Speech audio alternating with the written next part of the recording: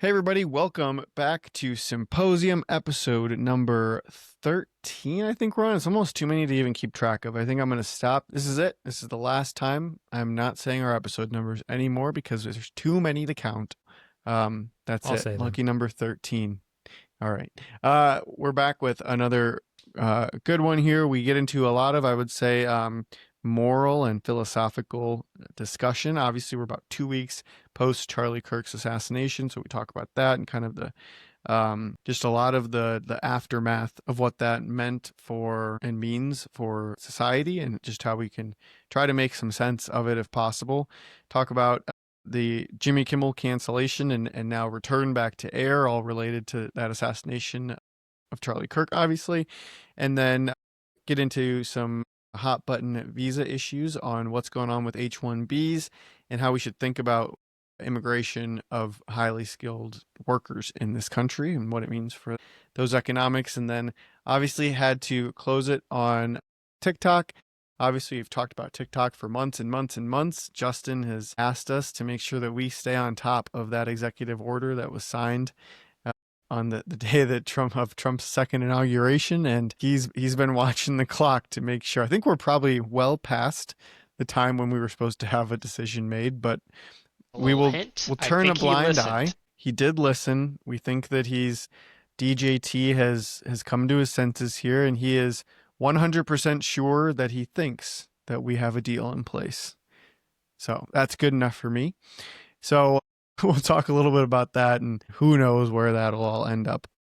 It's another good one, full of a lot of engaging debate and topics. So stick with us, and thanks for listening.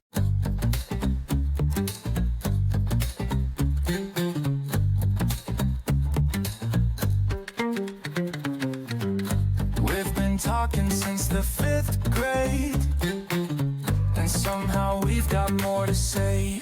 Beat kicks in faster rhythm. Inflation's high, the game's too steep. Stream wars rage while we lose sleep. Big tech's wild, the Fed's a mess. But let's start a party, I guess.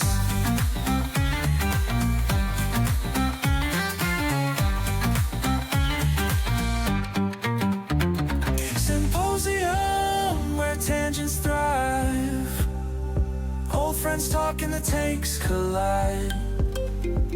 Symposium, no wrong or right, just good conversation deep into the night. Yeah, we're still talking.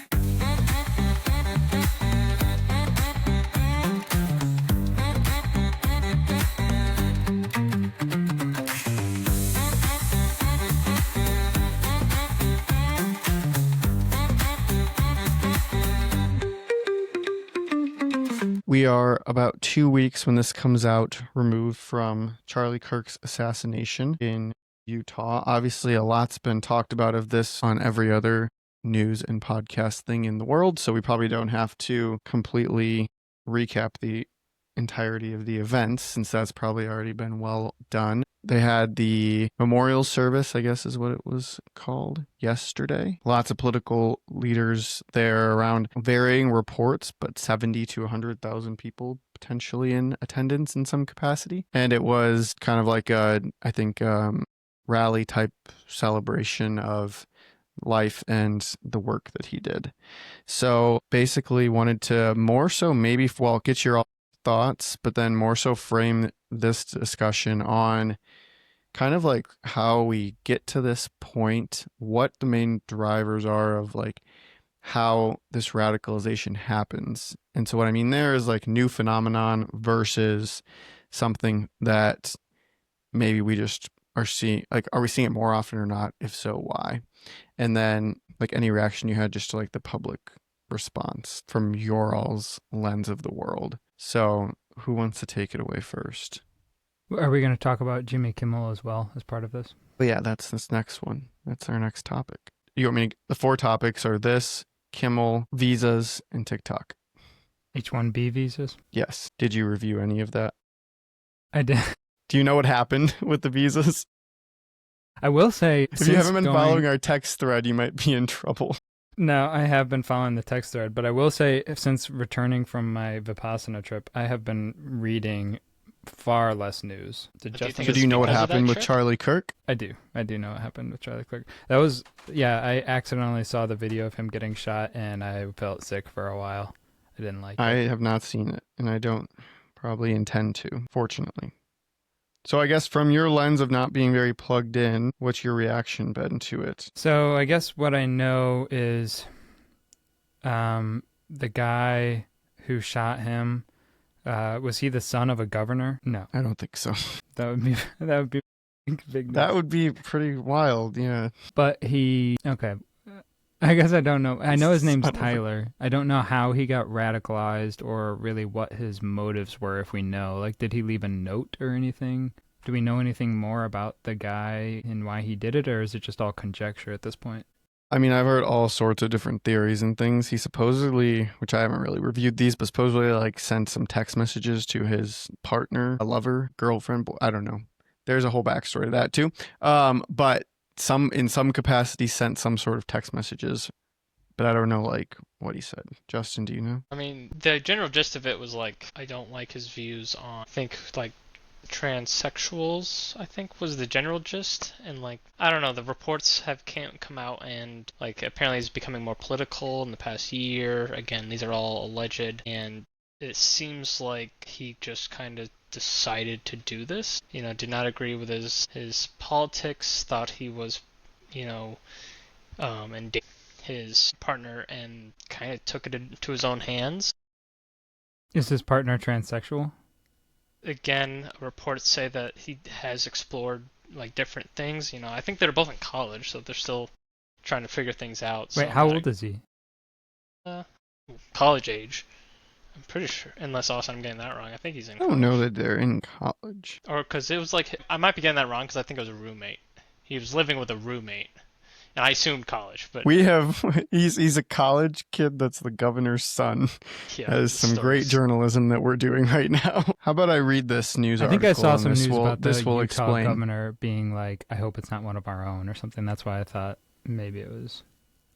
Yeah, we're just doing this story not very good justice. With we're gonna get canceled off of our late night TV It's show just if we out of keep pure this up. ignorance because I don't know how to explain anything. How about I set this up? If we So don't know, according to probably BBC some of our listeners don't know, though, too.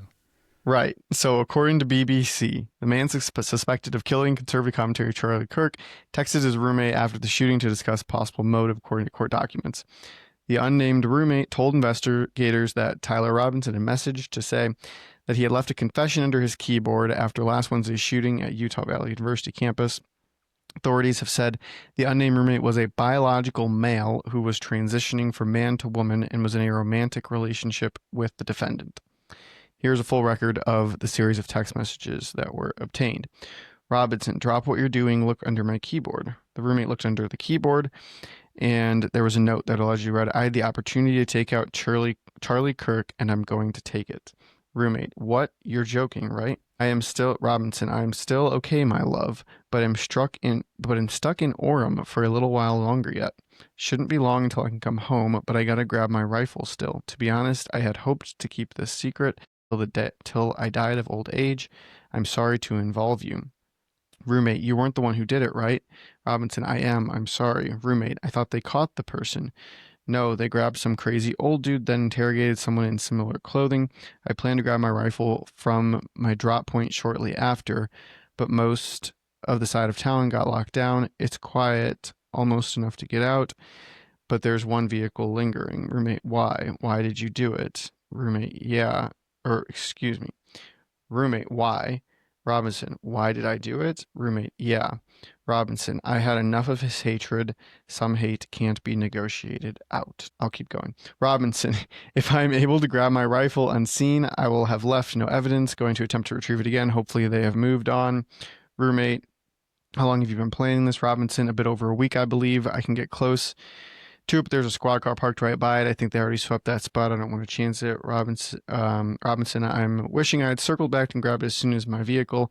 I'm worried that what my old man would do if I didn't bring back my grandpa's rifle. IDEK, if I if it had a serial number, but it wouldn't trace to me. I worry about prints. I had to leave it in a bush where I changed outfits, didn't have the ability or time to bring it with. I might have to abandon it and hope that they don't find prints. How the explicative? Well, I explain losing it to my old man. Only thing I left was rifle wrapped in a towel. Remember how I was engraving bullets? The expletive messages are mostly a big meme. If I see notice bold UWU on Fox News, I might have a stroke. All right, I'm going to have to leave it. That really expletive sucks. Judging from today, I'd say Grandpa's gun does just fine. IDK, I think it was $1,000 scope. Robinson, delete this exchange. Robinson, my dad wants photos of rifle. He says Grandpa wants to know who has what, and Feds released a photo of the rifle, and it's very unique. He's calling me RN, not answering. Robinson, since Trump got into office, my dad has been pretty diehard MAGA. Robinson, I'm going to turn myself in willingly. One of my neighbors here is Deputy of the Sheriff. Robinson, you're all I worry about. Love. Roommate, I'm much more worried about you. Robinson, don't talk to the media, please. Don't take any interviews or make comments. If any police ask you questions, ask for a lawyer and stay silent. End of exchange. So that is what we know. Those are on legit this. texts? Yes, that is correct. Apparently, the partner has been very cooperative with the police during the investigation, or the FBI, or whoever's in charge. So, given that setup of what we know, I don't know that we'll ever really understand or figure out like what the true and exact motive or how someone gets to the point of deciding to kill another person because of their beliefs or what they say. But yeah, I guess my question is like, do you think, because apparently they found some like Reddit forums or like Reddit, I don't know if it was Reddit, what is it, Discord, like Discord chats that like he was in on, and like radicalization was happening and stuff. So I don't know if like people, if like he got buried into like the web basically and then thought of this as the only option, or if he, who knows, could just be a crazy person. I mean, either way is a crazy person. I mean, it's certainly a jump. I think what kind of gets lost into this whole discussion of like what his beliefs were, or like, was he radicalized? It doesn't really matter to me. At the end of the day, it's still your individual person making that decision. And, there is something that's just, in my opinion, inherently broken about someone that decides to kill another person based off of purely their words. Like, you can vehemently hate everything that the person has been saying and disagree with all of it, but to make that final leap and to hurt someone like that, obviously take their life, like I can see arguments made for people that have done actions, like major pedophiles, and like there's a video of a guy who slew his son's molester, and like you can almost in a weird way, like, okay, he did something and he's, reaping what he sowed. But for someone who's just using words, it's tough. I can't see an argument making that jump. So, but at the end of the day, I still think it's a personal level decision that that person made, unless there's some sort of evidence that said someone made him do it. It's like when people try to blame guns for killing people. No, it's at the end of the day, it's still a person's choice. It was his choice, not the ideology's choice that he may follow to take out that person. So that's kind of what I wanted to say on that. A lot of people are bearing it in the ideology, but at the end of the day, unless you have no free will, it's your decision, and he made that decision. I think disturbingly, right after the fact, we had a ton of people trying to like justify it and trying to say he got what he deserved, or he was, I mean, the point of what you just said, he's a gun advocate, right? And so the thing that he so loved is the thing that then killed him. Like, no, that's not right. The gun did not kill him. And I was pretty disgusted, I guess would be the right word, with the amount of people, not like celebrities, just normal people who I see on my social media platforms that in some way were trying to like justify and say that he got what he deserved. It was I'm shocked. It by that reminds level me of like when the Luigi Mangione shot the I should right, know and that's his name. Brian something. Yeah, it's kind of bad that we know the names of all the killers. I don't know. even really want to give But there Brian was Thompson, CEO of United Health.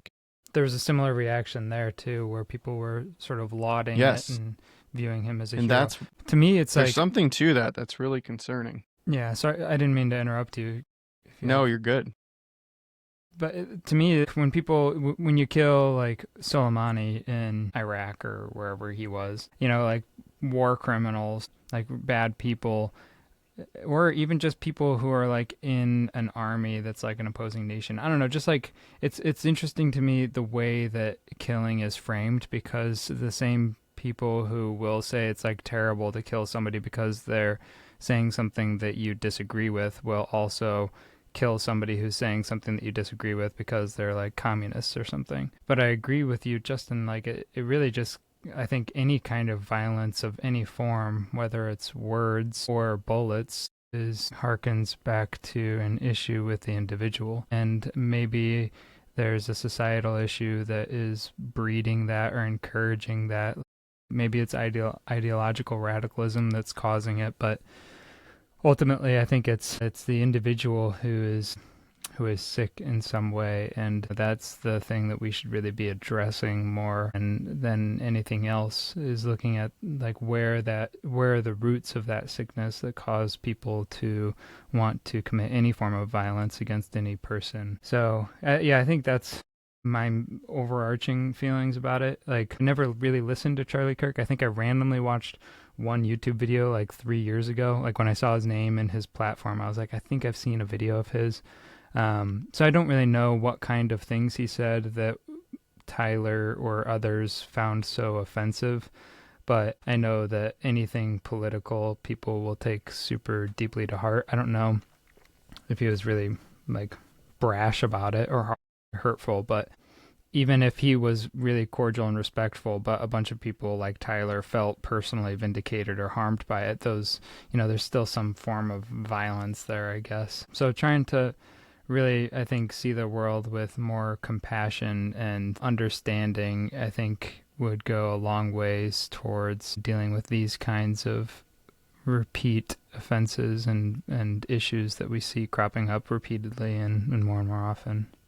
It's kind of interesting. Like, let's do a little experiment here. Like, and this is maybe no one will ever know the answer, but like, would Tyler have known about Charlie Kirk without social media? Yes. No. Or Well, no? probably not, but also Charlie Kirk wouldn't have become Charlie Kirk without social media. Like his platform was enabled by social media. That's and very Sam, true. like his platform was to go to college campuses, invite people to come debate him. He would sit in a chair, have people come up. They would say, why do you believe that abortion's bad? Or like or they would more probably frame it in more of an aggressive way of saying like, you think abortion's bad, I don't. What about this scenario or whatever? Gun violence. And then and then he would debate them on it, and like they would go back and forth, and then they would video it and put it out, and like that was the point. Like he would go to liberal college campuses and invite people to come debate him, and they would have a political debate that would but he did it in a very, I would say, respectful way. Like he was very firm and brash in his beliefs, but ultimately like did it in a respectful manner and was very, and like this is not the first time that someone's made this point, but he was very like well educated and thought out in his positions to where he was very hard to argue with, because he had a response to everything. Like he was very capable of engaging in a political debate. And so that in turn like started like the younger generation, I would say a little bit younger than us, became like that, and I guess it's maybe like even more online than we are, knew him a lot, and like he encouraged a lot of people a lot of kids on college campuses and younger to start to think differently about a lot of these issues. And like a lot of kids that are just like maybe 5 to 10 years younger than us, like really followed him much more closely than like our generation. Not that we're old, but that's just my read of it, because he was going to college campuses. Again, these videos like were perfect for social media. You get like tons of clips, that can go out and build your audience. And so I would say like he wouldn't have died. Yeah, like if like to answer your question directly, he wouldn't have been who he was without social media, or the scale of who he was, and then he probably would not have died without social media, right? Just like fortunately, we can come on this tiny podcast with 5 people and probably not get too concerned that like what we say here is going to result in us being assassinated because no one's watching this. But like when you do build a big enough audience like that, enabled a lot by what we can do now, that's the, I guess, very, very unfortunate risk that you then run. And I think it probably enabled like social media, just like culture around social media does not in any means probably help with like how people have forgotten how to talk to each other and understand that like we're all a bunch of people and we should, the point of this country is to have debate and to engage in the political discourse. Now, when you live in a world where like people are either it's black or white, you're either right or wrong, you believe them or you don't, or you're whatever, right? Like you completely lose that realization of how we're supposed to act with each other. And I think, unfortunately, that's what I've seen happen. And I think that the whole way you make it big on social media is hyperbole. And I would be willing to bet that the fact that hyperbole is really the only way you get popular videos now is a major cause of events like this. You know, you start thinking that things are all, like you said, black and white. Every question is existential, and it just frames your mindset in a way that you truly believe that everything is life and death. Yeah, the black and white question, like answers on every single question, I think is kind of inherent. Like you said, it has promoted political discourse. It has promoted political discourse, but it's also promoted the black and white answer to every issue. And it's almost weird. You don't want to say you want to discourage political discourse, but it's almost like political discourse is driving this country in a way that is unhealthy.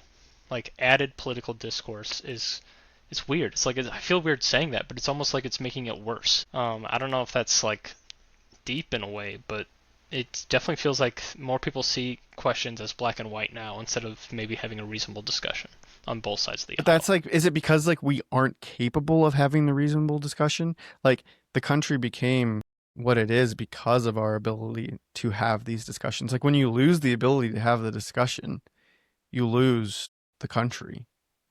Like we Which I lose think our is freedom. like I think one of the more alarming parts about like the United Healthcare CEO assassination, and even the assassination attempts on Trump and Charlie Kirk. Like what we're doing with this is we're losing that ability to have a discourse, and it feels more and more like collapsy, more and more revolutionary. Like people are starting to feel like almost like it's a lost cause kind of thing. And once it's a lost cause, like I feel like I can't get through to the other side, then when that communication breaks down, I think it comes down to violence. Yeah, I mean, it's kind of funny that, well, I don't know, not funny, it's not the right word, but when it first happened, my first thought, before we knew anything about who the shooter was or anything like that, I thought it could have been a foreign, agent of some sort. Because if you're writing a playbook to destabilize the United States, this is a fairly decent option to take because of the events that, we're going to get to with Jimmy Kimmel and FCC chairs.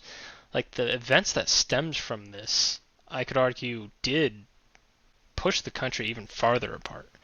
Now there's new details about the Kimmel thing coming out, but, you have both sides now pointing at each other, saying you're the reason for this, and you're sitting there like whoa. So I thought it was like, wow, some country just did a perfect act, and now we're gonna be at each other's throats again. Obviously the truth is a little different, but that doesn't mean the playbook's any different, right? If you're trying to destabilize the country, this is how you do it. You do things that end the discussion, like Sam was saying. I don't think a foreign country needs to do it, though. I've mentioned it on the podcast before, but Ray Dalio's Changing World Order talks about a world order in decline, a country in decline. And one of the things that starts to rise more and more is internal political divide and increasing violence, ultimately leading to civil war. And I think anybody since like 2012 will say like every election cycle, every year moving forward, it feels more and more like completely divided. And I would say this last election cycle, like in 2016, there was a lot of vitriol and hate and like disbelief, like about both sides being on the other side. And then 2020 and 2024 were more like accepting of the fact that these people are like, okay, it's just I still can't believe what they're thinking, but there is very clearly two separate factions. And it's like everybody chose their side, their team, and it's go time from here to figure out how we're going to win. It wasn't so much like trying to figure out how to have a communication, how to have a discussion. I feel like everybody feels like that in America these days, and that's one of the things that happens as a world order starts to decline. So it's like a playbook that's written over history. This has happened. Like we'll do many, it to many ourselves, times. is what you're saying. Yeah, exactly. We don't need China to try to screw us up. And inflation, like a lot of this stuff is just total playbook of what happens. Like a lot of what's happening in America is completely predictable, but it's over such a long time horizon that there's no memory of it. Your grandfather's, like a life isn't long enough to experience it. So nobody has, like, this happened to me when I was a kid because it happened over multiple generations. So people forget. Society forgets. Yeah, I mean, if you answered the question of like, sure, the recency bias of the public assassinations or assassination attempts certainly like feels like a lot in the last few years. How you answer the question of like over the course of the last 100 years, how does it actually compare? Like, I don't know that we actually have great concrete data to like answer that or to chart it out. Maybe there is. So that's where I also struggle is like, I don't want to necessarily say that the world is ending, right? Because of this, but at the same time, I think you do have to kind of look in the mirror and say, like, Clearly, it's an unhealthy country. Yeah, like stuff's wrong, and again, for me, it's like if it wasn't for the fact that I saw so many people. And maybe, I don't know if you guys had this experience. So many people who are not political, not celebrities, nothing, just regular, everyday people that I happen to follow on social media post some sort of implication that he got what he deserved and that this was like a justified thing that happened. I like could not believe it. Like I would have thought, I would have only expected to see the opposite of that, which I saw a lot of the opposite of that. A lot of people like very disturbed. But the fact to even see like some people that made that argument, I was just like astounded. Yeah. I think that's what's made it a lot worse. Like But, I mean, that's what's same... like blown this up a lot more is if, I don't even know with Trump, like when Trump did that happen when Trump got shot in the ear? Were people like happy about it? I don't know. I think there was a lot of... Or like, I wish the bullet hit, or maybe the next time it'll get him. I mean, I it's think the same thing. I think there was a fair amount of people like, oh, so close or something like that. Yeah. I mean, I blame social media. Isn't that insane? Like, how does that happen? But people take the things out of, like, all of his stuff out of context, and then, he has spicy takes, so then it does kind of rile up. It's like the black and white. It's just a black and white issue. If he's fallen on the side that you don't agree with, you're like, well, damn. So you really think he's a bad person. And then, but how do you get to the point of like thinking that that's because you don't agree with someone that you should kill them? I think for some issues, like transgender issues is probably one of them, but like women's rights issues, things like that it feels like a personal attack on somebody's life. Like it feels like the views that this person holds genuinely has a very harmful effect on a broad number of people. So I think the perspective shift is not that he just has different views and let's talk about it, but more so like it's actively harming me and my partner and our ability to do X, Y, and Z or live the life that we're accustomed to, whether or not you agree with what they're doing or what it is. But I think that it does become super personal. I don't know. I mean, you don't see people who are like anti-abortion go shoot people that walk into an abortion clinic, to give like a very graphic example. So I think it's a bit ironic that like if you didn't believe in his rights or his thoughts on women's rights, that your solution would be to kill him. Well, it's like the weird argument of like, I saw, the Hitler argument. You're like, oh, if you label someone as Hitler, a lot of people say, man, if only had Hitler not been able to rise to this rank or something like that. So if you're somehow then putting this label in the sky like, oh man, he's going to be a problem, we can't let him get any more attention. But that, I mean, I don't know. From those like text messages and stuff like that, it's not the vibe I got. This literally just seemed like a guy who's like, just made a decision. Like, okay, I'm gonna do this because I think this is what's right. I mean, that's obviously you have no idea how he got there like that, but I I don't know. think I think it's also interesting because who was the Minnesota politician who was assassinated, like in I think there was June a or couple. something? I think two people got killed in Minnesota not too long ago. That didn't seem nearly as big of a national issue. I think it's because I'll find out who it was here. Because we should know that. Melissa Hortman, Speaker of Minnesota House of Representatives, and her husband Mark Hortman were shot and killed in Minnesota. At the same time, John Hoffman and his wife Yvette were shot and injured in their home. Becht was arrested after multiple days.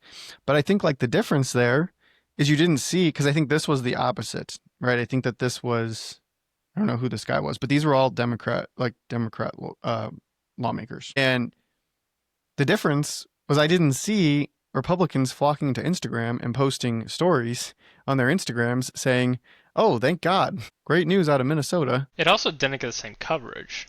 So I don't think you can compare it Mm-hmm. apples to apples, but I do think, I mean, it's a fair point that you didn't see Republican, Charlie Kirk didn't tweet out, oh, hey, thank goodness those people were taken out. I'm more of looking at the reactions from the White House and a little puzzled. I don't like that, I get that Charlie Kirk was a friend of Trump's and, it would, and obviously it's from his party, so he's going to have more sympathies.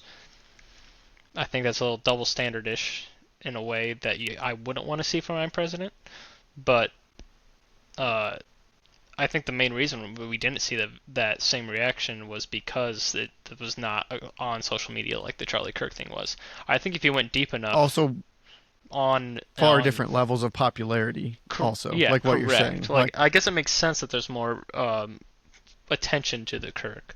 But if you went down the deep enough holes, I bet you would find far right that would say, "Oh, thank goodness, there's two more seats we can get in Minnesota now."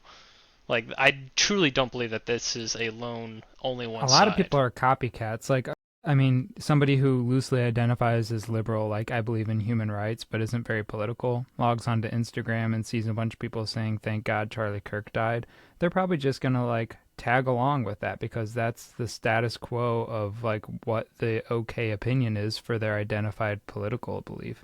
Not to say that all liberals think that. A lot of people I also saw were super offended by this assassination and condemned it completely, and condemned all political violence. But I think that some people just sort of don't think and just are like, yeah, I'm on board with this anti bad guy thing. And anybody who's Right. labeled Like, as a bad guy, I'm on board with, the team that's fighting yes. against them.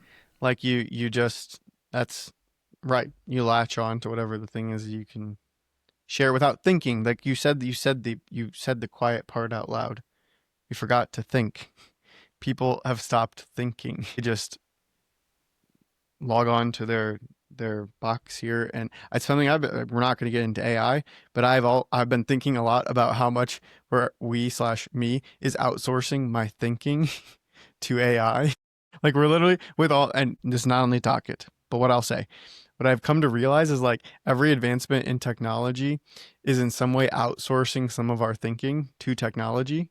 And this is not an AI thing only, like the calculator we outsourced our need to do math. But it's just like what we replace that thinking time with is probably counterproductive to like Well, Consuming. what we is should it be doing. emotion? Is So, thinking being replaced with emotion, and can purely emotional decisions lead to outcomes like this? Is that like at the highest level? Granted, I don't know if this guy was using AI all the time, so he had extra brain power to get really upset. Maybe that's what we're well, I mean, doing. I think We're it's a getting lot of more things. Like, emotional there's now. going to be a lot of things. Like, I think that we've lost like the traditional family structure, and that's to do with a lot of reasons. Like, there's people can't afford houses. Like, a lot of people just feel like disenfranchised and are lost. And I think that it doesn't help that then like the thing to do when you're lost is to go on to the internet, and you can potentially kind of get in a real web where like you can't find if the country and like the world is not giving people the stimulation that like they naturally need as humans, and like we get that through community and through building a family and through having a career and being able to contribute to society, like those are all ways that you become part of this human population. And where people aren't able to find their place in there, and then we've created the internet where you can go and like no matter who you are or what you have going on or how much money you have or what you know or don't know, like you'll find somebody or something on the internet that gives you that stimulation and that satisfaction.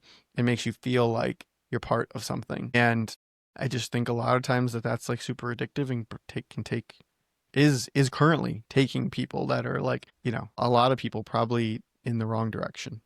So are you becoming anti-technology then? I don't know that I'm becoming anti-technology. I'm more so thinking that like we have a lot of broken pieces of the system that are making people turn to that. Like I don't think that the problem is necessarily that the technology exists. I think the problem is that we've for some reason like lost, and maybe it's all I don't know if it's rooted in technology. Like there's problems of like if people can't afford to buy a house is a problem. If people don't, if we run out of, if we're not educating people in the right way or enabling people to go get the right types of education or teaching the right things in college, like those are all contributing factors. So I don't want to like pin the blame just on technology and say that if the internet didn't exist, we'd be fine. Because as I've said many times on this show, I think that the internet has created far more good than bad.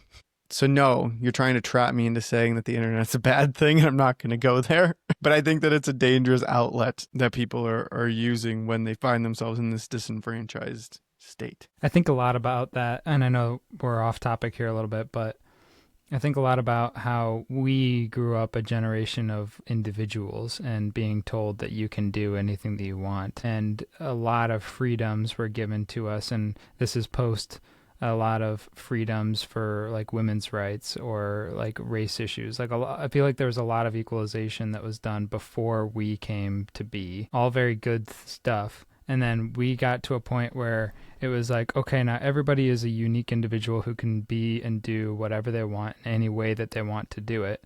And I think that that had sort of an unintended consequence of leaving people a little bit lost and a little bit unsure of who they are supposed to be or what they're supposed to do. And so they do naturally seek like, okay, like where is the right answer? Where is it that like who's going to tell me what to do or how to be?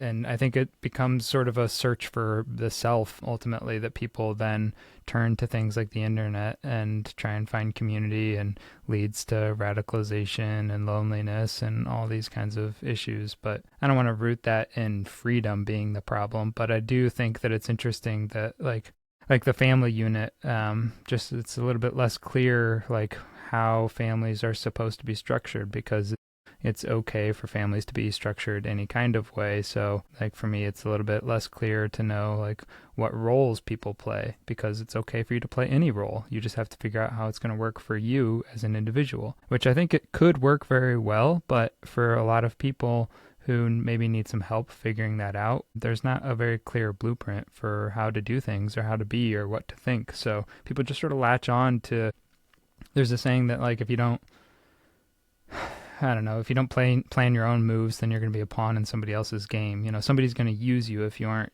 like thinking for yourself. And so I think a lot of people just end up being used. Like they just don't think for themselves, and so then they just sort of fall into place with somebody else's trajectory and goals. You know you know the problem? We gave every kid on the soccer field a trophy. We teach from the day that you're born that everybody's a winner. But what you find out is that in the real world, there's winners and losers, and your job as a part of this human race is to figure out how to become a productive member of society, and you have to become a winner, or you have to try, because otherwise you're not going to make it. Like you won't survive, and if you don't survive, you're going to find these outlets and like fall into this being a loser, right? Where you like get to the point where you have to go to the internet, become radicalized or whatever, and then end up assassinating someone. And not that everybody's going to fall into that trap, but like if we teach people that everybody gets a trophy and that life is easy and that you just get to be a winner and you get to be selfish and just enjoy because you have everything you could ever want. You can do whatever you want without having to work for it. Then we're going to fail as a country and a society and like a human population ultimately. But what we're going to find is that other countries will just keep winning more and more that actually stick to the fact that there's a winner and a loser on a soccer field. Clip that. Mark clip. I have a slightly different take about like becoming winners and losers because it feels like to me like Western culture is sort of an endless grind. Like no matter how good you become at something, you can always be better, or there's always going to be somebody that's better than you at it. For me, I think the only place that you can truly become a winner or truly become the best at something or truly master of anything is yourself. And I think that we as a society have lost the focus on mastery over yourself, understanding your own emotions, understanding your own reactions to the news that you're reading and the kind of information that you're getting, and then how you're, carrying yourself out in society and trying to be productive. I think we spend so much time trying to be really good at something or trying to be really productive, but we don't spend very much time really trying to master ourselves and why we're doing what we're doing. And I think that everybody does kind of get a trophy because no matter how shitty you are at being yourself, you are the best at being yourself. There's nobody who can do it better than you can. But it's also up to you to do it the best that you can. And I think that there's very little focus on mastery over yourself in modern society. And I think that is really a root of a lot of issues. Not so much that every kid on the team gets a trophy, but more so that, I don't know, that you're taught that, I feel like every kid should get a trophy, but should be getting a trophy for the right reasons, not a consolation trophy, but really just, I don't know. How do you like define, sorry, Justin, you're about to get in on this, but how like do you define, like it's hard to, I'm not going to say the way you say it doesn't make sense, but like how do you make that real for people, right? To say like, to just tell everyone, oh, go master yourself. Like you need a blueprint. I think we have to give people a blueprint for like what a successful life could look like and what it means to have a successful life and to contribute and give back. And like, it's okay if we say that means go to school, get a good job, have a family, have kids, buy a house. Like we start to like demonize those things and say like, oh, well, not everyone could do that. It's like, so like, it's okay. I don't think there's a blueprint though. If you're going to go the blueprint route, then you need to offer different blueprints. Like, well, I think there's tons and tons of blueprints, but your blueprint shouldn't be that like you can go like never work a day in your life and like not give anything but back what if you're off the grid and you live on your population. own? Like that's what I'm like. There's a way you can have a very successful life and live a blueprint that is living off the grid. You made your own house and you're just you're not contributing to society, but you've had a successful life. So that's why I don't think there's a blueprint, like one blueprint. I mean, I don't know how many people are living in the woods with nothing to their name. No, but like I'm thinking of like why is the United States not a happy country? Why are they not number one in the world in happiness if we have the highest GDP per capita, all these different things, and you look at different countries that do have consistently higher happiness indexes, like I believe a lot of the Scandinavian countries typically rate pretty high, and obviously they don't make as much in the United States. The grind for work is probably nowhere near as close to what the United States citizens do. But then you can make an argument that there's nothing wrong with their country. Sure, they're not the military power in the world, but is their blueprint not as good as the United States blueprint? And I think you can make the argument that you shouldn't even be comparing those blueprints. Unless we're just trying to say the United States way of living, and that's how you need to live. Like, you could argue that. I guess you're like, we need to assimilate. We need to all kind of think in the same mindset, and I think that's what a lot of people's argument on the right is. It's just kind of like there's one blueprint. This is how to be successful in the United States. And I guess I could see that argument if you're saying the United States way. But I'm not going to agree that that's the only way to live in this world. Well, I mean, I think like the North Koreans would have a different opinion, certainly of like what the right blueprint is for their population. Although they're not giving their population an option for blueprints. Yeah. I mean, I think you have unlimited number of blueprints here. I'm just saying that and there's plenty of ways to be successful or have a successful life. But I'm saying that for people who are lost don't know what the blueprint even potentially could look like. We shouldn't demonize the fact that there's kind of a pretty well foraged path that you could follow, and we shouldn't demonize that path I think, yeah, I for agree with what you that success that's could the look most like. common path in the United States, but I also think that what if there was the single parent pathway where you become wildly successful and are a great contributor to society? It's not There is it's that. There are single parents who are great Yeah, contributors that's to what I'm saying. society. It's just there is that, but to say that we're demonizing like the family unit, and I might feel like that, but I don't think that's actually happening. I don't know why. Like I hear that narrative a lot, and I hear all the arguments for it. I just don't agree with that. Like sure, there's a lot of things that appear to be, oh, this is going against the family unit, when I just see it as no, this is just another option people can take. Like that's I don't know. I Well, I just mean, I then guess you we just just get to like, disagree on that. well, I mean, ultimately, like where this road ends, we don't have to get all the way to the end of this argument, but like where I would just go with it is like eventually we just die as a population if we stop having children. Like if you I get to think the point of where you're just like so focused on yourself and not on actually the advancement of the human population, then we just die out. I think that there is a blueprint, and I think it does focus more on like living a full life and a happy life. And I think that being a productive member of society fits within that, but I don't think that that is the blueprint. I think that it's more important to have a focus on things like morality and self mastery and concentration and being able to study yourself and be aware of yourself. I think that those kinds of things are the blueprints that set individuals up to be able to even see what their individual blueprint is for their life. Because I think if you can't see clearly your own experience of your reality, I don't think that you have any chance in finding happiness in life through being a productive member in society, because you won't understand yourself enough to find your place within society that you're being productive in a happy way. And I think the focus first on productivity and society and money and family, like it's very externalized thinking where I need to have a family to be happy, or I need to have $1 million in the bank account to be happy, or I need to have a house in the Hamptons to be happy, and all of these things that are externalized, where I think that we really need to be focusing internally first. And that is what will allow people to find their own unique path, I think, more naturally. And I think that that is a clear enough blueprint to give to people if it's focused on, to like really teach that in society, to have that sort of self mastery through awareness, through concentration, through generosity, through morality, like not killing, not stealing, not lying, like doing these things, and having that be the basis of everything else, I think is much more important than being the best soccer player. I think that there's a lot of soccer players who are extremely good for a team that are just really good support. A lot of people on football teams, like your only job is to help out Josh Allen so that he can throw, like you're never going to get the ball. You are always running this route. Well, You will though, never be past it. they get Super Bowl rings. I'm saying that when you lose, those other guys don't get Super Bowl rings.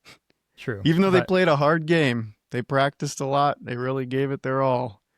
Left her on the field, as they I think say. even on the losing team though, if your role is to be a robot to do the same route over and over again and you never get past the ball, if you do that true to your heart and you're doing the best that you can and your team loses and you don't get a ring, I think that you still are on the right path, quote unquote. Like you're living out your own blueprint in the best way possible, even if it's not being the most productive by winning the Super Bowl. I think that that person is going to be happier than somebody who is, unhappily doing something and when. Sure. I would say that they most, if we're just going down the football analogy, like they do that because they have a desire to win one day, right? Like no one is going out on the But I would football say that field that is and winning. Like even if you're on a losing team, but you're doing your route like perfectly and you're executing well, even though it's losing, like I think that that's winning internally because you're doing what is the best for you.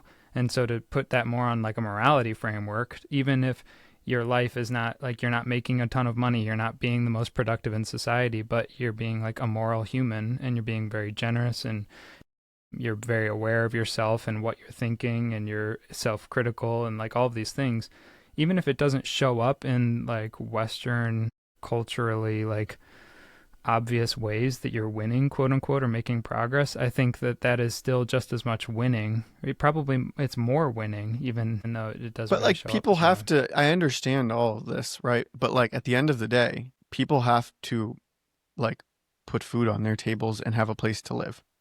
So like in the picture you're painting, which I'm probably not fully grasping, everyone is able to just like sit outside in a field all day. I mean, you could, but I think that a big portion of being a human is the social aspect and being able to help others. So I think that maybe somebody might find a fulfilling life like just sitting in a field and doing nothing. I think that if you're really listening and being aware of yourself, a lot of people will find themselves in just like normal desk jobs, like just normal societal things, but coming from a focus first of just like really understanding yourself and your own reactions to the world, I think will stop a lot of like Charlie Kirk's types of incidents, because people will understand how they're feeling and be able to process things differently and communicate with people who disagree with them differently and be able to find places in society where they feel like they belong, that they matter. I think that there's so much externalization. We're searching for all of the things that we don't like and all of the things that we do like, the things that we need to stay away from and the things that we need more of.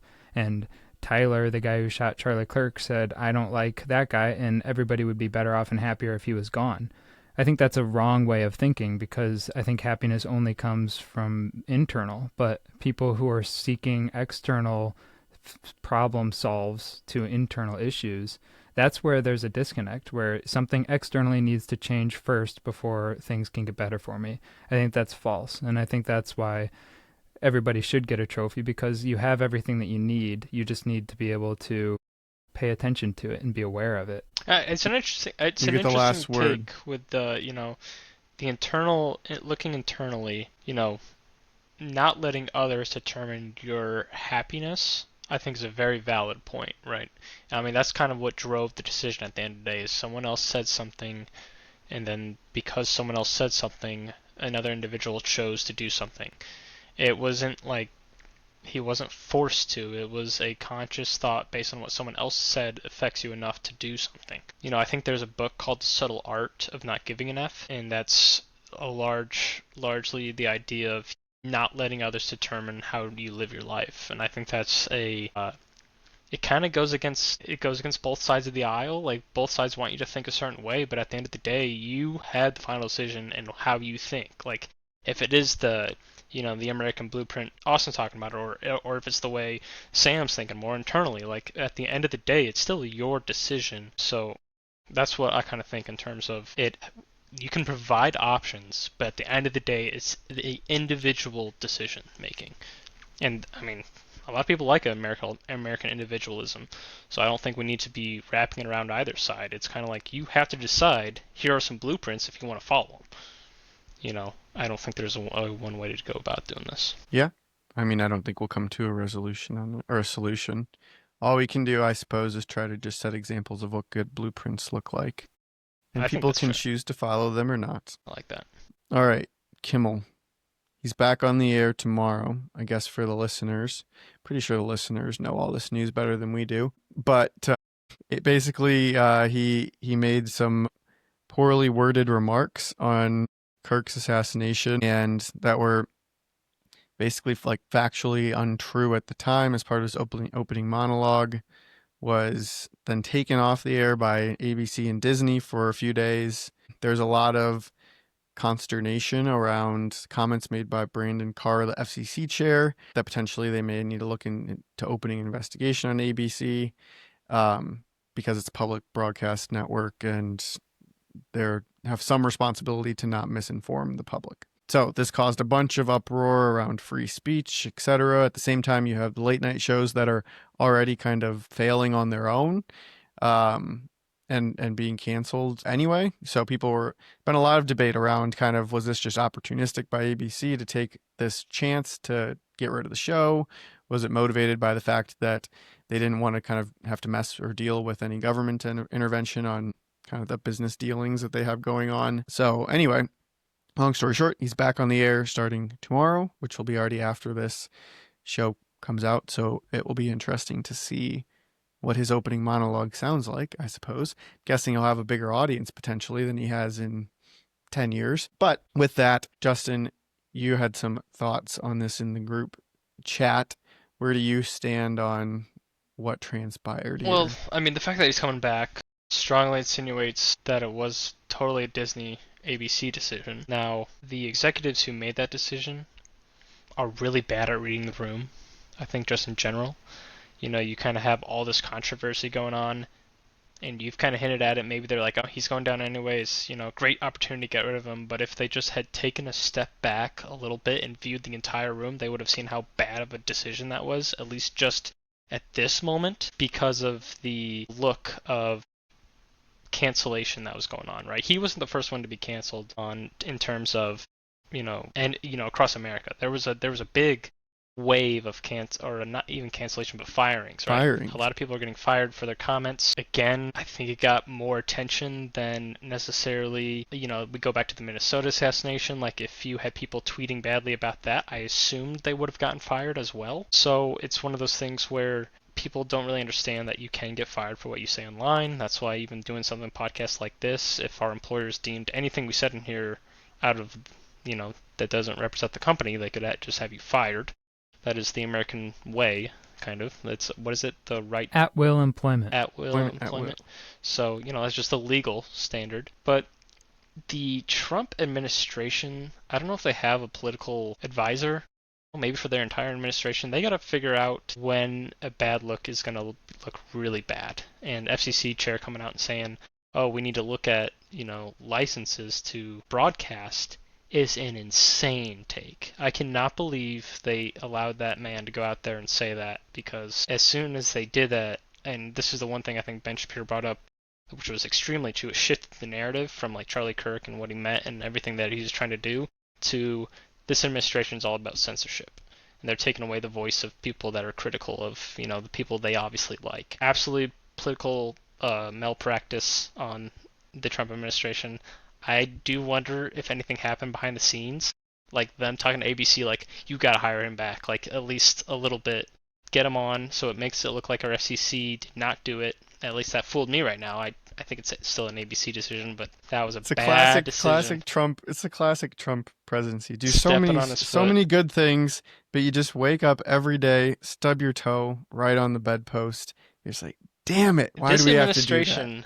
It's just could never be death ends. by 1,000 cuts. I mean, yeah, like you said, I think they're doing a lot of good things, but the independent voters, like, those small cuts add up. And you're not going to get left voters, and obviously the right, he has his own major base, but the middle looks at those things and like, dude, that's not a good look. So if the Democrats were to figure out an actually worthy opponent to run against him, these things will add up. Guaranteed. I'm not very confident that they'll do that. But yeah, I think like my main takeaway on it was that I realized a lot of people, and like right, wrong, or indifferent, it's just the world that we live in. There's two things that a lot of people seem to not understand. One is that this idea of free speech does not extend into the four walls of your employer, and that a late night talk show host is employed and his job is to go out and represent his employer. Like, sure, you can think and you should be able to like make comments that aren't in the context of your company, right, or like your employer, right. You do have the ability to have free speech, but at some point it's like it's not completely absolute in the fact that it is employment at will, and you are speaking on behalf, especially when you're on television. You are representing the place that you're working. And so people claiming like, oh my God, this is, freedom of speech is gone, like, well, yeah, he didn't really have free speech to say anything he wanted on his television show where he's working for ABC and representing them every night. So I think that was interesting to see that people didn't quite understand that. And then the second thing that I thought was interesting is this idea that people all of a sudden, and whether the FCC thing had anything to do with it or not, we won't know. Like, it's impossible to know like all the exact thing that happened, with the executives, what Bob Iger was thinking. But people also seem to think that it's a new thing that companies will do anything to grovel to the party in power. Like in every administration forever, hundreds of years, people have realized that we live in a government that we have a government that is extremely intertwined into the whole economy, right? We live in a world where like taxes are a massive, part of any business, right? You have the government that's a huge customer for all sorts of businesses, a government that's a massive employer, a government that stimulates the economy and is the biggest customer in the economy. And so then to think that companies wouldn't figure out like, if we could get on the good side of that government, it'd probably be beneficial for us. And then they've been doing it forever. So the example I used in our group chat, right, was that like, remember when Biden became president and then every company spun up a DEI program and had to have DEI language to be considered to be a customer of the government? And then Trump became president and all of a sudden they all had to scrub it from their websites in order to be a customer of the government. So it goes both ways. It's been just a classic like playbook in capitalism, is that like when you get to this point where you're not really in this completely free market because you have this huge outsized customer in the government, you're going to do things and make decisions that are going to be supportive of your overall mission to maximize the profits of your company. And so it's no different than that. And like I really thought that was kind of like a non-story. I just thought it was crazy that people didn't realize or thought that this was a new phenomenon, that all of a sudden companies are doing that. What I wish was that the government worked for us. That's kind of what the general idea was at the very beginning, I think. It would be a great wish. And what I've thought about that a bit over the last few days. And it's like you get into the situation where the toothpaste is out of the tube, as they say. And when the government becomes such a big employer, when we are reliant on the government as a customer, and you have like 50% of the population in some way is like their employment is either directly tied to the government or indirectly funded by government purchasing, you now like, where do you go? Like the government is literally has to prop up everything. And we turn to the government when the capitalist system fails us, right? When companies go bankrupt, when GM goes bankrupt, they turn to the government and say, we need you to bail us out. And the government has to show up and do it. And so that's where it's like you've lost kind of the idealistic free market of capitalism. And so I don't know where you go from there. Like it's just the world we live in. It's the condition that am I the realist on the show? Is that my nickname or no? Pessimist?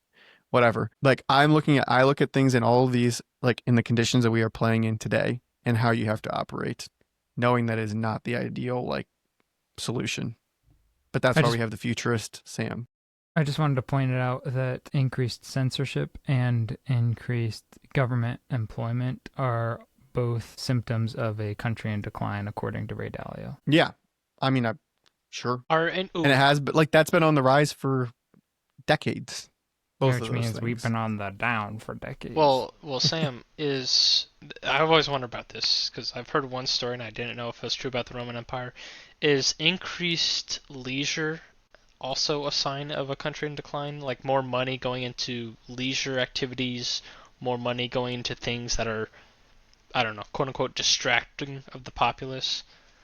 Because I've got a weird theory that all this marketing, or not marketing, but media contracts, sports contracts that are rising at the pace that they're currently rising, where we just have this entertainment industry that is, don't know percentage-wise if it's bloated or not, but it sure as hell feels like it. Like these contracts are insane for human beings throwing a ball around.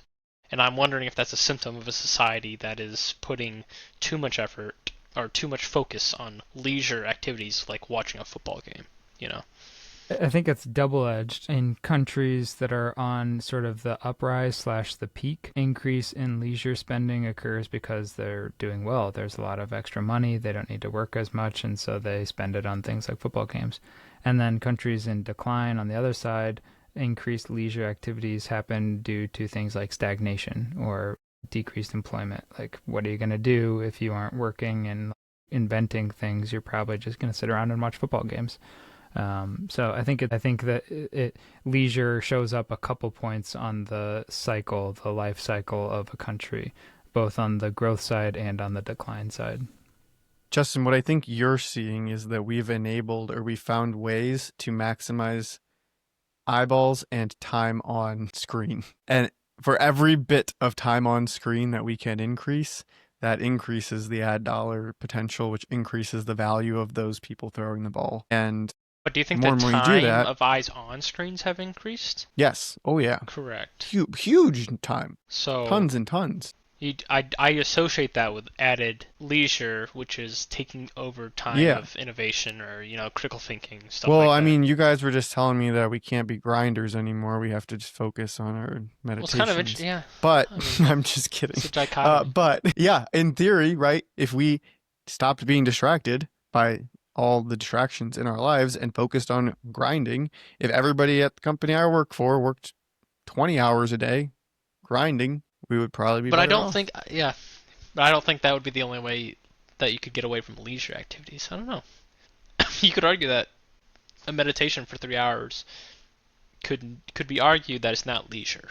You know, it'll No, I don't yeah. think. Yeah, I mean, you could. I mean, it's like I don't think working out is leisure. Correct. That would also I be think that I'm doing things to like extend my life so that I can continue to grind longer because I want to be able to grind when I'm 90. there. You go. So, what Never is the retiring. definition of leisure? I don't. Haven't really fleshed it out, but I just have a feeling that a country in decline, or at least the article I said, or this was a long time ago, so I can't really remember, but more money was going into like the gladiatorial events, more that was distracting, quote unquote, the populace, where they become less, or they become desensitized to things that are wrong. Like, I don't know, if you call FCC chairs making comments about revoking licenses, like that's inherently a bad move. But if everybody's distracted by this great football game that's over here on the left, like there'll be less political discourse where there's less consequences for the individuals that do the bad things. At least that's my weird theory, that I'm a little concerned about the country's not going to hold people accountable. He says success leads to excess, meaning you start to take wealth for granted, and there's a declining work ethic and a greater emphasis on leisure over productivity in later stage declining countries. And people, after a long time of being really prosperous, people take their wealth for granted and start to shift more towards like leisure and consumption, which I think is like eyeballs on screen. I think that's just consumption. Like, we've been a wealthy country for 60, 75 years now. If you call it post World War II, we've just been like excessively wealthy, and now we've sort of lost our competitive edge. And I think that we lose that to hungrier nations who have been struggling for a long time and are, like Austin said, just grinding day in, day out to finally make it. Whereas we're just like, yeah, everything's easy all the time, and I just want to sit back and relax. Fat and happy. Mm-hmm. Yep. We're just gonna sit around, eat ourselves to death, and I mean, Wall-E the next group might will have been take over. onto it. You guys know the movie Wall-E? I'm familiar, but I couldn't tell you the All storyline. the big old humans Really? sitting in their chairs all day, not moving at Yeah. all, just letting the robots And do their everything. screens wrap around their Screens, heads. like, I mean, Yeah, that's our future for sure. The Simpsons Did you see it. the new? We got the Meta's new glasses. Did you see? Did you those? hear Big how flop. apparently how that flopped Yeah. though? It wasn't like No, what happened? it wasn't the Wi-Fi, but when they said like, "Hey Meta," like whatever the starting command was, this is they released this, so I don't know if this is actually true. It There's a service triggered, called Live AI. yeah. When they launched it, it triggered all the bands in the building or whatever. So they effectively just DOSed themselves. Like in That's the why middle it of their happened? presentation, That's they're like, funny. our servers were overloaded because all these things turned on, and we're, I don't know, listening for input. So That's a if that's convenient true, excuse, though, it's for very like convenient, just and a it's failed just like live it's so demo. good, and yeah, I mean that was pretty embarrassing. You guys watched that video? Whew. Yeah. Yeah. uh. Um. And it happened All right. twice. So I anyway, think. I guess we'll see how Kimmel does when he comes back. Apparently, I do. I mean, this will all blow over. He'll get like he'll either get canceled or some The tiny. subscription numbers I wish were public. I am curious how many. That would be kind of an interesting demographic to see in the United States. How many people canceled their membership, which you'd have to have been tuned in and cared about, political society. He doesn't have a membership. It's on publicly Yeah. Well, syndicated national Disney television. cancellations. Like people Oh, are they're going to Disney Disney and canceling Plus their Disney cancellations. Plus I memberships. see. I don't know. Probably not as many as you think. Probably not. Yeah. And about half the people that unsubscribe resubscribe like a week later when they want to watch their show. The willpower That's in this right. country. Kids demand Disney Plus. All right. Next topic is H1Bs. visas, H1Bs. So Trump administration has issued a $100,000 fee for new H1B visa petitions. Another administration toe stubbing that you're just like, God damn it. Get on the same script.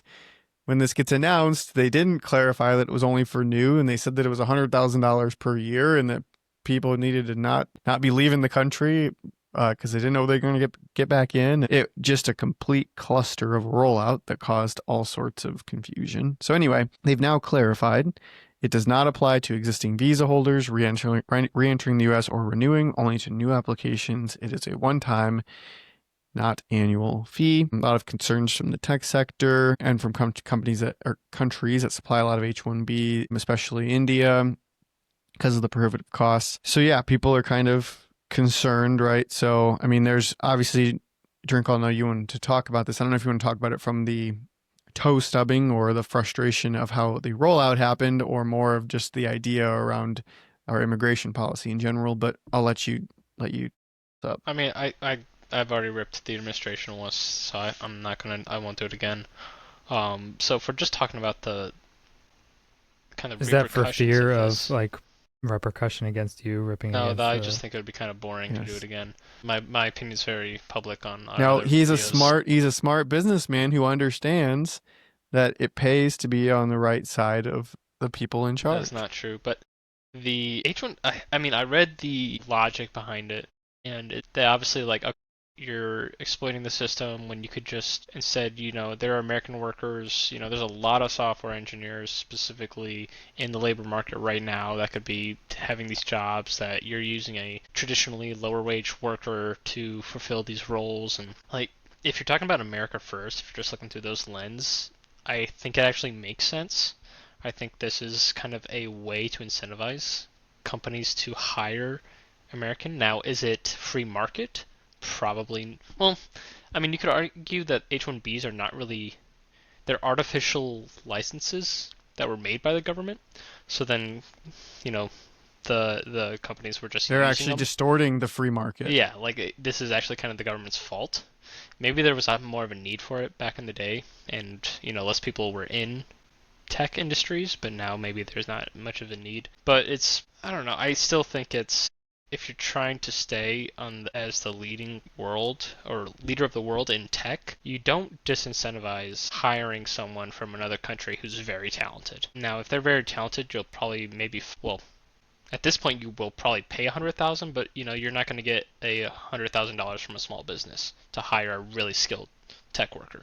So it is kind of, in a way, this is going to have the top talent really drawn to the big companies. So you almost kind of want to say big companies shouldn't do this and they should hire Americans, then smaller companies who have a need could maybe get away with this. But I don't know.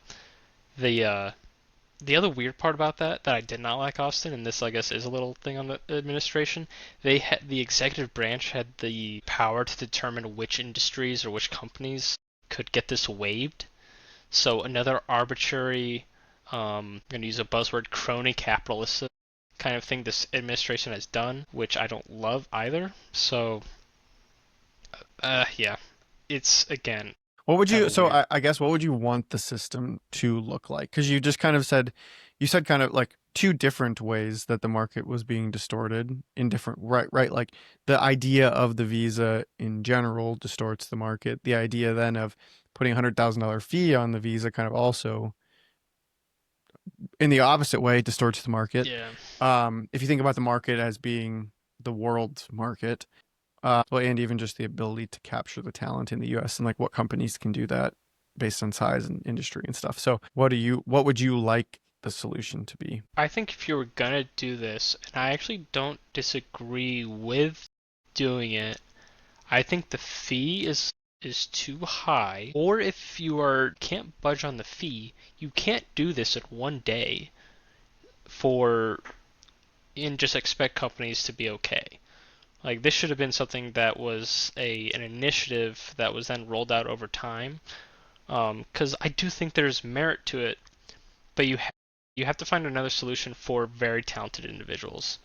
But I think So what if I said the alternative solution is uncapped, like no fee, uncapped number can come, but they have to go through some type of assessment or earn like how would that be a better alternative, or should we say maybe no fee, it's capped at 100,000 and we're going to hand out tokens to each company that can get 10 each? I mean, instead of that, I think you have to address the root of the problem is why aren't you hiring super talented American engineers, right? You're going to these other countries and you're trying to find the best of the best when then if that's the case, the core of your issue is that you're not producing enough in-house. This Is that the core of the issue, or is the core of the issue that they'll do it for cheaper? I mean, you know my take on the money is the bottom line. So all these companies are looking for H1Bs if it is truly for lower wage or labor costs, then screw you. Go ahead and go pay this 100,000 and make it happen. But then I just hate this because I hate taking both sides. But you're for a small company and you're just trying to get started. I don't want to disincentivize them from hiring. Like, it's a tough issue. You're painting the picture of the dichotomy of the situation. I don't know. Let's left field Sam. What's your take on this? I mean, you said something about like, is it because it's cheaper, and then is it because we're not growing enough of them in house? Like maybe all of the Americans that you want to hire, the smart American engineers, want $250,000, but you can only afford 80,000, so you have to get somebody from like China or India or something. Maybe that's just because we don't produce enough super high quality engineers that our engineers are paid super high. Like maybe our education system should be such that that's more of a commodity, and then we have like a ton of super smart people that want that job, and it's not that hard to become a super good engineer because you had a really good education. I don't know. Austin, what do you think? I mean, there's not a great solution to this. I think like the core of the problem is, to Sam, what you just said, like demand for this in the US has outstripped the supply, and so then that obviously drives up wages of people here, and so then we have to go look externally. But at the same time, you want to actually like incentivize. I want the smartest tech people to come here and to build their products here, and we need to have a path for them to be able to do that. But then not only for them to just come do it, but like whatever they come do here should have to stay here is the other thing that's missing. And I don't know all the legalities around that, but like if you and your 4 friends come here and build something in the US because you were allowed to come here through the visa program, you need to stay here, and like that needs to be a US company. And not something that just runs back to like whatever country you came from. I think the same thing about cities. Like you have to stay in the city. Sorry, maybe. yeah. No, I mean, I've never heard that before, but it'd be interesting. Michael Jackson would have been forced to live in Gary, Indiana his entire life. Woo, go Indiana. How that could have changed Gary would have been amazing. So I don't know. I mean, I think $100,000 nothing for these companies that are hiring these people anyway. Most small companies are not hiring H1Bs. It is like the majority, all the big companies anyway. Very large companies don't offer that as an option because it's cost prohibitive already to do. And so I think that it's like, they're sure, make them pay. Like if Meta has to pay $100,000 for each engineer, But it's like, nothing isn't the biggest one like Facebook or Meta like 7,000? So you have, in theory, 7,000 times 100,000. I mean, what was that? 700, nothing. 700 million? 70 million? 70 million? Can't do live math. I need AI to get this calculator out. I'm going to cut this. 70. How many zeros? We can figure this out without using a calculator, because that has ruined our brains. The calculators have ruined our brains because we're outsourcing our So 100,000 times 7. Okay, so 7,000, 100,000. There are 6 zeros there. 7 times 1. Or no, sorry. Jesus. There's more than 6 zeros. 5, 6, 7, 8 zeros there. 7 times 1 is 7. add on 8 zeros, is that $700 million? This is insane. Wait, what are we Seven multiplying? 7,000 times 100,000. It's 700 million, like I said. That's what I said first. Okay. No, well, okay, yeah, you did, and I said no, that's too much. But then Yeah. I backed into it. But then you said no, it's 70 million, 700 million. Again, nothing. Nothing for Meta. Yeah. So does this help the worker then if it's becoming more cost prohibitive to hire H1B It helps the visas? U.S. It helps it theoretically should actually raise salaries for U.S. based workers.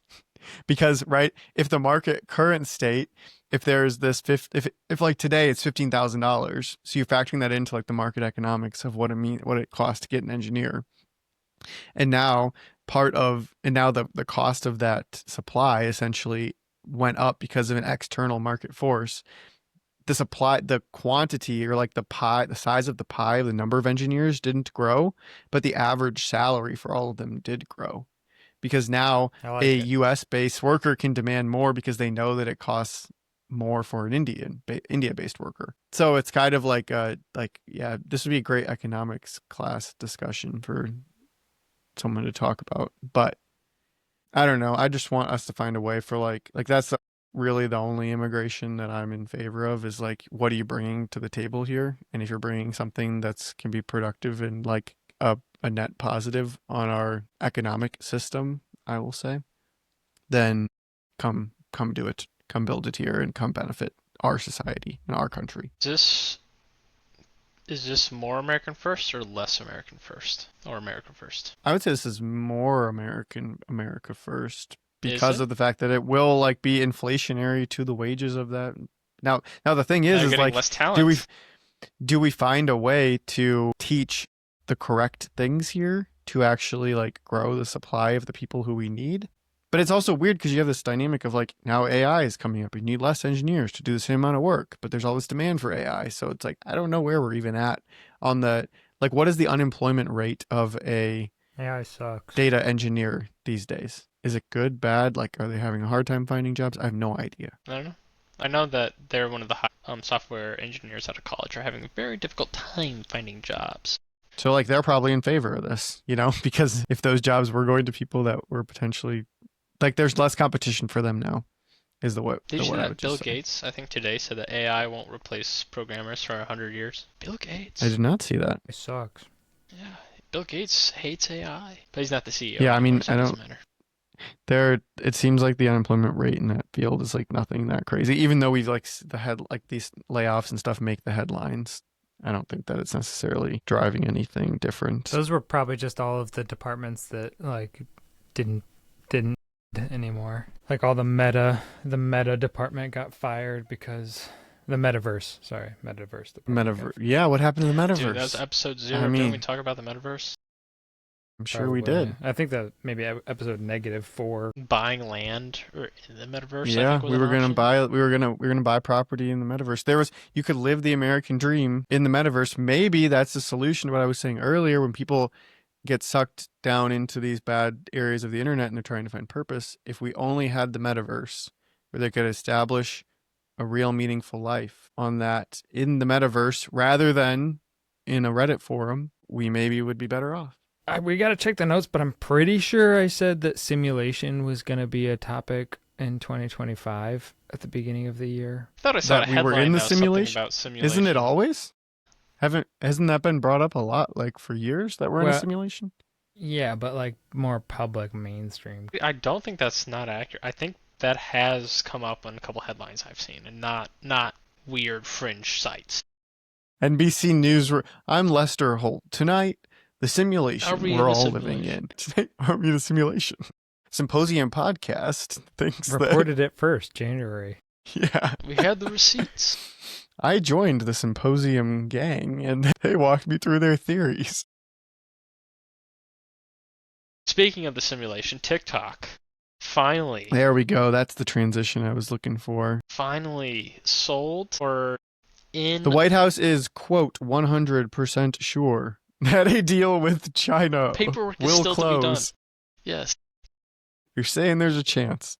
Under the proposal, ByteDance, the Chinese parent company, will retain the minor stake, less than 20%, in U.S. entities and investors like Oracle, Silver Lake. I heard Michael Dell's name thrown in there. Notably, like all companies that currently don't hold powerful algorithms that manage our lives or that we interact with, will take control and operations. The algorithm, interestingly, though, is to be leased by the new U.S. joint venture rather than actually sold. So we will basically, there'll be a TikTok US app that will be created, and users in the US will be forced or like they'll need to download the US version of the app, which will then be hosted and owned by this US entity that will lease the algorithm from the ByteDance Sounds Chinese terrible. entity. They'll be able to give us a So specific algorithm like that only affects the US. Well, apparently yeah, we have control over it. Now the big question is, who the hell is in control of that algorithm? What don't they yeah. know? Algorithms are kind of like a black box. I think that's like something in engineering and coding that it's like it kind of like I can't really trace down why it made this decision. Like I can describe how we trained it and all this stuff, but I don't know. So interestingly, like what a lot of people are arguing is that we need to open source all the algorithms. Yeah. And apparently they've like Elon did this for the X algorithm. That's a And prop. so the idea would be that like even though like I would have no idea what it means if I was reading the X algorithm, if they are open source and enough people are understanding, like naturally we would hopefully like sleuth out um issues with it and ultimately like enable more control over it to, I guess, like customize what you want with your algorithm. But that's the only one I think that's open sourced. Like Meta's certainly is not, or for any of Not their apps. OpenAI. OpenAI, you have no idea what's going on there. Anyway, I don't know. Justin, did you want to talk? What was your takeaways on the TikTok deal? Are you satisfied? Well, like I was saying, who gets to control the algorithm? That's a massive political landmine. If there's any way that this algorithm gets linked to the Trump administration, I think that's going to be a death note for the administration because that is extremely hard to argue against misuse or hard to prove against misuse. I didn't like the activity before. Oracle stock rose a shit ton, like in the days right before it was officially announced. So the insider trading was just off the charts. So a lot of people made a lot of money on this news.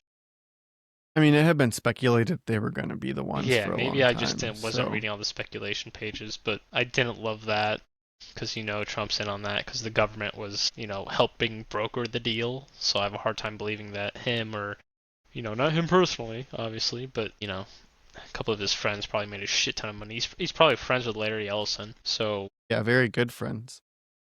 don't Larry love Ellison that. owns like all of Hawaii now. Like I don't think Larry Ellison and Joe Biden are great friends, but I imagine Larry Ellison and Donald Trump are probably good friends. I mean, Larry Ellison and like Elon Musk are good friends. Well, I don't know if they're good friends. In their book, they had an interesting relationship, but I can't wait to. We'll see when the mainstream gets this.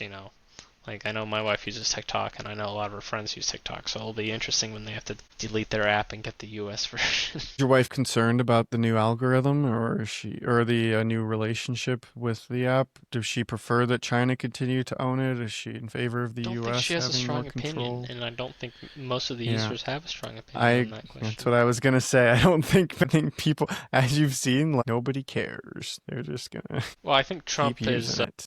he probably listened to the podcast and heard us berating his decision to extend the timeline on the banning every other podcast. So I think he finally said, you know what, the symposium's right. I need to close this deal so they can get off my backs or get off my back when it comes to this TikTok thing because we've been calling him out since January. Sam, Yes.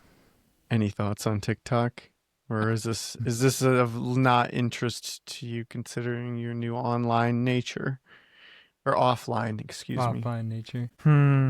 I mean, there was a lot of discussion early on about the national security issues involved with TikTok. I wonder your guys' thoughts on the deal and if there's still a national security threat, maybe more so the way that it's structured, or was there ever a threat at all? I have no idea. It really makes me, I mean, I don't know. Like there was so many you wonder like is that just the story that's propagated into the media because like the desire was just to get it away from China, but then like did we really accomplish that? I don't know. I don't know what it means that China owns 20% of it still, or ByteDance owns 20% of it. And I wonder They're who's releasing on, this algorithm.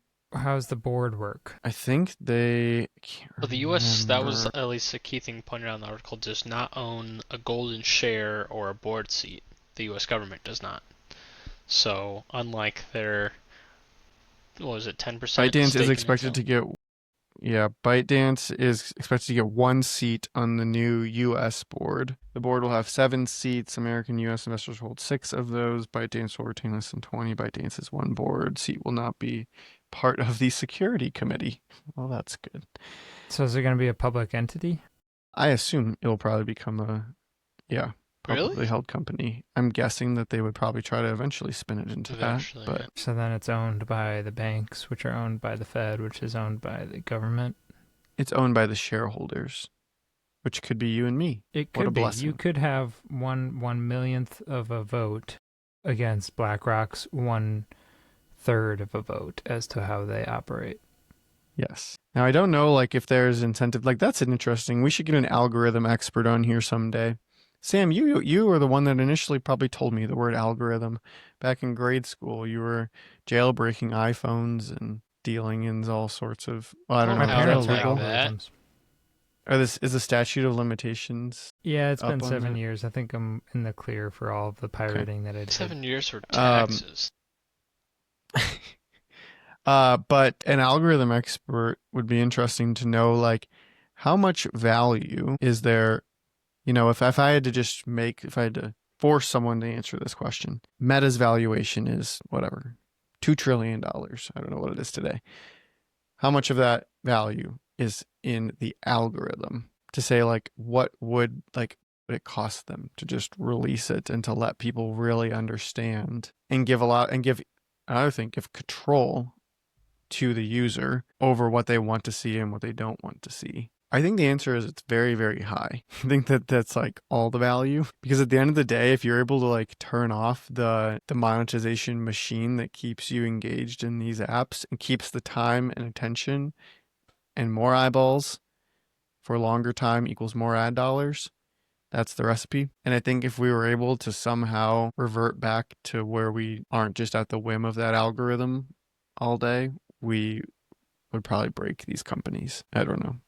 Could be wrong. So, in a similar vein, that algorithm, like, yes, OpenAI is, sorry, not OpenAI, Grok or whatever with Twitter and Elon Musk is open source, but that algorithm, you still see things where, like, he responds to people on X and he's like, oh yeah, this is absolutely wrong, we're working on tweaking the algorithm. And so, like, if he disagrees with how the bot responds, he will go in and change it.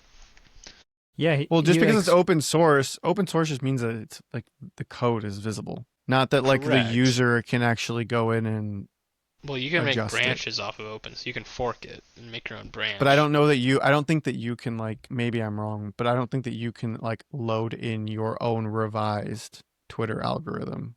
I think you into- can Not run into their your main own brand. You can't affect theirs, but you can take theirs and put your tape on it. You just need like a super expensive server and computer Correct. to I be able mean, to run it's that very algorithm. not feasible for the normal person. But the idea would be like one day could you like take that and in a more simple user interface say, I only want to see things that reference football in Uganda. Tell it that, and then your Twitter feed is only football in No, Uganda. because you're using their feed. I don't somehow. But I think one day like that's the ideal. That's the Yeah, that would be idea is that ideal. you own what you see. But That's that an will be interesting far less idea. profitable, I think, for them if we ever get to that point. I think it will be far, far less profitable because you'll run out of stuff to see. There's only 10 posts, a month on football in Uganda. And So I'm I've gonna log in every day, never been see happier. the same thing. You know, I've seen Done. exactly what I want to see, and I get Gone. off. Right. It's off. Now I spend 3% of the time that I used to spend Now on I'm working Twitter. out, improving myself. Exactly. Working out. I'm grinding. That's not I'm grinding. working for the trophy at the finish line because that's the American dream. Clip that. Clip it. You guys remember Clippy? Yeah, I loved Yeah. Clippy. What a I nice still guy. send Super helpful. some messages Actually, I don't know if at work. it was like on the original Teams. AI. I feel like Yeah, Kind it of, was yeah. the original AI. That would be funny. There should be Clippy AI. yeah, they should bring Ooh, that that's back. an idea. Trademark that. Instead of Copilot, they should have called it Clippy. They totally should have brought They Clippy missed back. that. That would have been so I popular. wonder who owns Clippy. Let's see. You probably sold it to somebody for like $12. This is not going to be worth anything. No one is going to remember Clippy. Nobody liked Clippy. I mean, he kind of was an asshole if you're trying to do something and he kept telling you something that wasn't working. He was. GPT-5. This is taking a long time for who owns Clippy trademark. He's not getting back to me. Pay for Sometimes this shit. when it's like when chat's really slow at responding, like there was one time last week where I don't know what question I asked, something pretty complicated, and it literally was going one word at a time. Like it was going so slow in its reply, just like one word at a time. I was like, there's no shot that somebody is not just typing this answer right now on this response. I remember when it's still owned by ChatGPT first came out, Microsoft. we talked about that. Yeah, I'm sure it is. They just have not. It's just Those discontinued. idiots. What'd you say, Sam? That somebody was talking When to you? ChatGPT first came out, I remember we were talking about how there were people who would review and sometimes intervene and answer a question for you. That's what I think happens still. That's like there was Apple used to have Siri commercials that like had, I forget who was in them, but they it was like the woman's voice, the woman Siri voice, and she was like responding to the questions live as they were coming in. Jeez. Like as that was like that's how it was working, which frankly is like better than how it currently works. I think they'd be better off if it just ported you into a call center. Hey Siri, what's the weather tomorrow? Shit. What is the weather tomorrow? Wet. Wet for like 78 7 degrees. days. It's good we haven't had enough rain. That's true. It's been very dry. Any other things we needed to discuss? When I think I have, it's tough to judge because it's an audiobook, but I think I have about 60 to 75 pages left and Too Big to Fail. And once I finish that book, I'll have a little segment on this, and I get to go over all the things I love and hate about the American banking system and any corruption I've spotted, any ways I'd fix this to make sure this never That'd happens be again. great. That would be great. And how fitting it would be if while you are finishing that last page and telling everyone about the 2008 crisis, maybe we'll be in another one just like that. Yeah, I could, maybe I could probably bring some of the ideas to the Fed. Or you could be Michael Burry and you could figure out why don't you He's part of the problem, man. start thinking about like what's happening so that you can figure out how we can make a lot of Who was money talking about when shorts earlier? things I think Sam, shit hits the fan. you were talking about the shorts earlier. I mean, the shorts were absolutely strangling these banks in '08. It was pretty interesting. And they went to the Fed or the SEC and was like, "Hey, you guys have to put pressure on the shorts. Like, they have to stop. Like, this is not okay." And so basically the exact same that happened to those companies you were talking about. I think there were a number of rules, like maybe the short sale rule, where if a company drops more than, I think it's 10% in a day, the next day you aren't allowed to short it. Like there were a bunch of rules that were implemented, maybe even part of Sarbanes-Oxley, that are try to protect against things like that. But the joke about all of those rules is like just different financial instruments can do things, accomplish the same goal, but it's not regulated. It's like when you take a chemical structure and you just like add one extra like carbon to it and like, oh, technically it's a different drug, so it's not patented, even though it's the same thing. It's like it's just loopholes that they get through all over the place. Austin, I sent you a chat. I don't know if it's maybe something that would be educational and helpful for the viewers. Just the text message. Yeah, if that's something that we might be able Are to we going play. to start It's about selling 45 some alcohol on this site or on these symposiums? We should get our own like gin brand. That would be great. I don't like gin. Really? It's a hangover-free alcohol. Is it really? I've never heard that. My sister always said that. I don't know if it's true.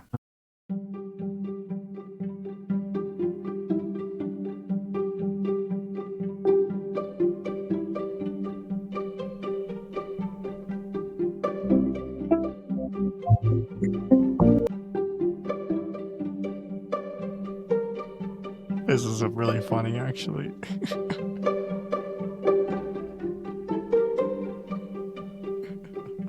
Is this the algorithm we're talking about? This is all the work that happens to ask that question.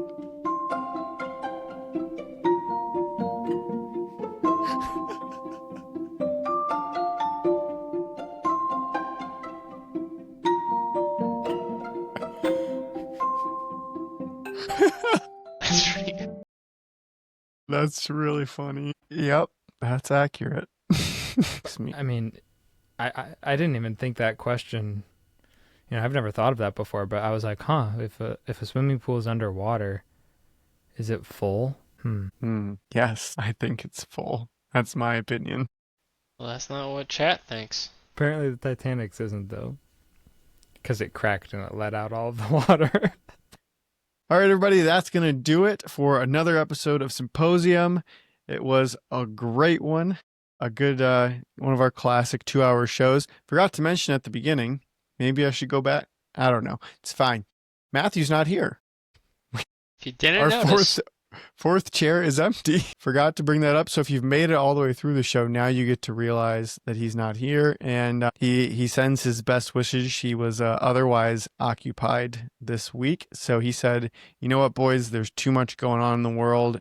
The world needs to hear from Symposium. And so he insisted that we go on without him, although he has been sharing plenty of his own views with us here in our side chats. So I'm sure he'll be back on the show next time, and we'll have him clean up anything that we missed, because I'm sure we missed a lot. With that, hope you enjoyed it. Boys, any final parting thoughts or anything you want to leave the audience with after today's show? I think I'm still biology over technology, generally speaking. Everybody, just stay positive out there. That's right. I like it.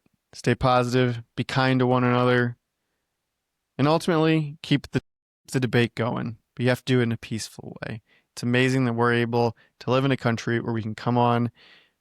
We're in a country where we can even just log on to the internet with your friends, or do it live on YouTube, or whatever you want to do, and speak your mind and engage in a healthy debate that ultimately is like well-intentioned to move things forward and like to think on your own, right? And I think that's what's made the country so great, and we need to just continue being able to do that. And so, if anything, hopefully people kind of, at least for a little while, will remember that fact, and we can all move forward as best as possible. So with that, we will see you all on episode number 14. Thanks for listening. Don't forget to like, subscribe, share the episode with 5 of your friends at least. And with that, we'll roll the outro music. We were talking shit. 5th grade.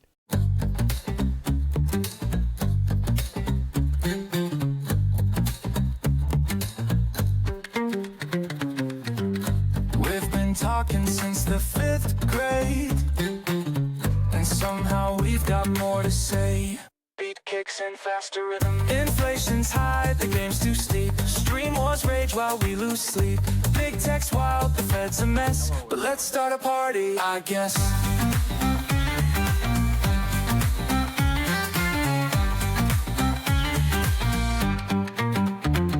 Symposium, where tangents thrive. Old friends talking, the takes collide. Symposium, no wrong or right, just good conversation deep into the night. Yeah, we're still talking.